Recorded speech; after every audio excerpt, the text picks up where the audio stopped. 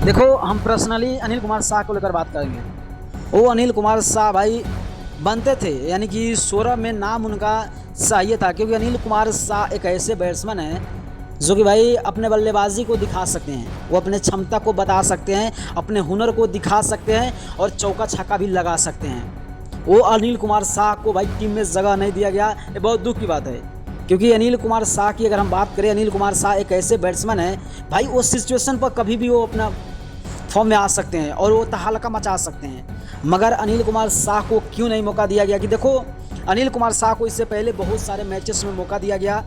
जैसे हम सबको पता है कि स्कॉटलैंड में गया था मैच, उसमें भी बहुत ज़्यादा मौका दिया गया, यूके में मौका दिया गया, उसके बाद उनको बहुत ऐसे मौका दिया, मगर उस मौके पे भाई अनिल कुमार शाह फेल नज़र आए। शायद इसी वजह से उनको मौका ना दिया हो।